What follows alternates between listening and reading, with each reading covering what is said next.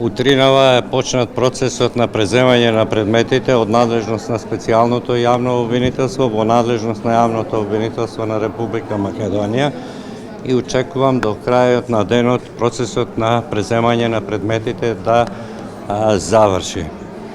Од следната недела ќе продолжат техничките детали на споредување на пописите на списи со содржината на списите во секој конкретен предмет. По преземањето на предметите во надлежност на ова обвинителство, тие се оставени натаму кај јавниот обвинител кој до тогаш постапувал по предметот.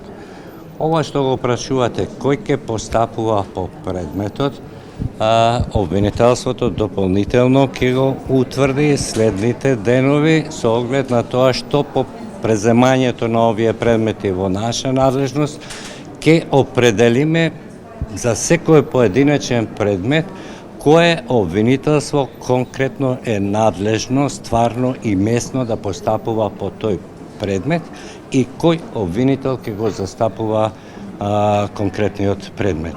Ова прашање кое ме поставувате, што ќе стане со рочиштата кои во меѓувреме се закажани, можеби ден-два тие рочишта ќе се одложат, но ние ќе им дадеме приоритет на распределбата на предметите кои сега се во фаза на судење или треба обвинителството да преземе некои итни и неодложни действија по тие предмети. Што ќе се случува со бомбите во однос на истрагите? Затоа што со постојниот закон за специјално јавно обвинителство ексклузивна надлежност има СЈО, а не редовното обвинителство. Ние тие предмети, како што кажав, ги земаме предметите кои се во судска постапка, ги преземаме предметите кои се во фаза на истрага и пред истрага. Вам ви е познато дека има веќе став на судовите дека тие докази ги прифаќаат како докази, ние ќе ги користиме натаму во постапката, но сепак разбирам дека одбраната може да има и поинако гледање на нивната валидност и за тоа судовите во конкретниот процес ќе носат соодветни одлуки. Член на Советот на јавни обвинители, за тоа прашувам, кога може најрано или најкасно да одлучува за трансфер? Сите обвинители кои што се во специјалното јавно обвинителство, односно полномошници на специјалниот јавен обвинител, нивните функции од обвинителствата од кои дошле мируваат и мислам дека имаат и такви решенија, и прашањето за извршувањето на нивна функција во надлежност на Советот на јавните обвинители. Јас очекувам дека Советот на јавни обвинители во најскоро време ќе го реши нивниот статус, дали тие ќе се вратат од функциите во обвинителството од кои што дошле.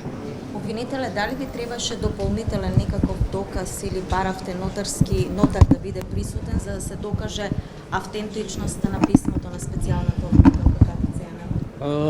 Имаше повеќе невистини во врска со тоа писмо, односно комуникацијата на специјалната јавна обвинителка со обвинителите од специјалното јавно обвинителство и со јавното обвинителство на Република Северна Македонија. Еве, да потврдам дека се работи за 3 писмена, едно упатено до обвинителите во специјалното обвинителство и 2 упатени до јавното обвинителство на Република Северна Македонија.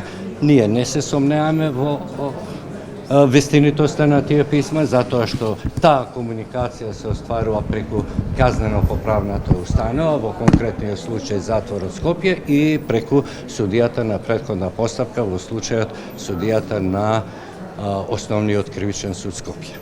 Дали обвинителството ќе бара иста мерка или промена на мерката за специјалната обвинителка? Бидејќи тоа истекува за една недела. Тоа прашање е во надлежност на обвинителот кој го води предметот.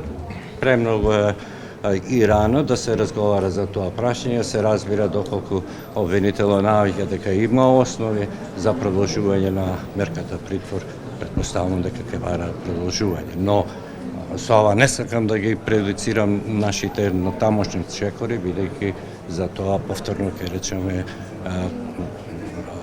надлежност на обвинителот кој го води конкретниот предмет.